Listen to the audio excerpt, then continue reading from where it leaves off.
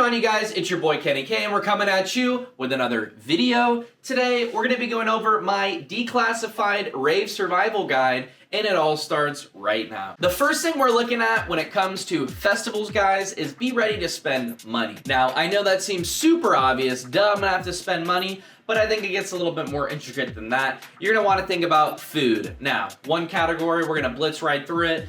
When it comes to food, you have to decide, am I gonna bring food to try and make there, or am I gonna only eat there, or am I gonna do a combination of both? Doing a multi-day festival, at first you might think you're gonna wanna cook a lot, but when it gets to that second, third day, 10-hour plus dance days, plus who knows what else is going on. Comes time to eating, you're probably not gonna wanna cook something, so you'll wanna have some money to pick up food there.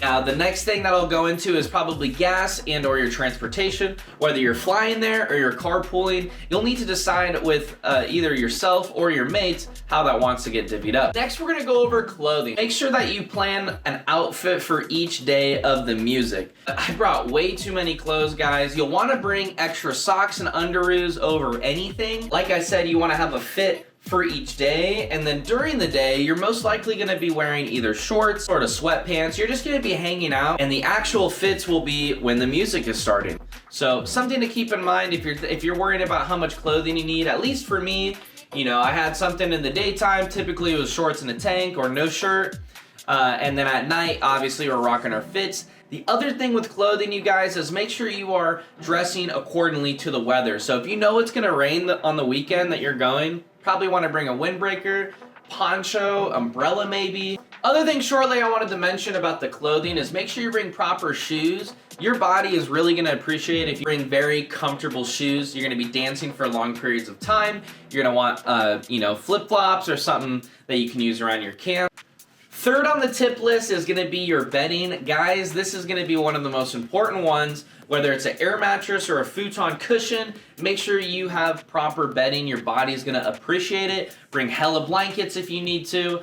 Bunch of pillows, and a good tent for all of that to go into. Make sure it's waterproof. With the tent, it's not a bad idea to put a tarp down because in the morning it'll get really dewy and you don't want the bottom of your tent to be wet. Side note, when it also comes to your bedding, guys, make sure you bring a pump for your air mattress because about 2 to 3 days in, it is going to deflate. So we're gonna wanna pump that up a little bit so we're not sleeping on the rock hard ground. Fourth on the list is you wanna be as healthy as possible before you go to the festival. Talking a lot of vitamin C and D, your zinc, magnesium for your joints, so your body can keep dancing. Being as healthy as you can is gonna help you have a good weekend.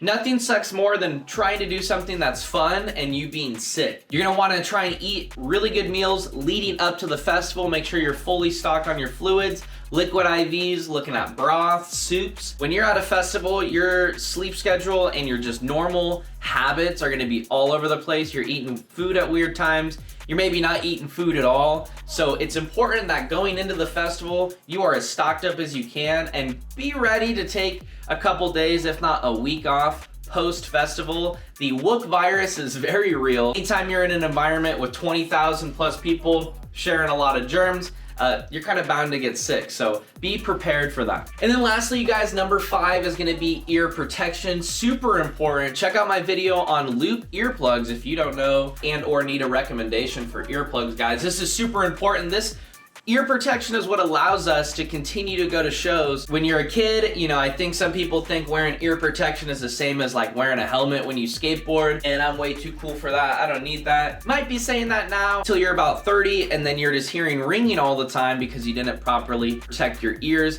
Guys, these festivals are bringing crazy production. At Shambhala 2025, I think it was the amp stage was rocking like 57 PKs, which is crazy. That sound is more than vibrating your whole body, so you can only imagine what's going on to your ears. So it's super important that you protect your guys' ears.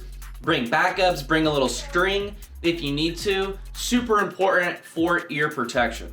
Guys, that'll about do it for this video. I wanted to keep it short and sweet. These are just my quick 5 tips on what you need to be successful at an overnight camping festival. If you like the video and or you want me to go in depth on more topics, drop a comment below and we can make it happen. If you're liking the videos, don't forget to like, comment, and subscribe. Share it with all your friends, guys. 2026 is about to be insane. So join me for the ride, and we'll have more videos coming out. And until next time, later.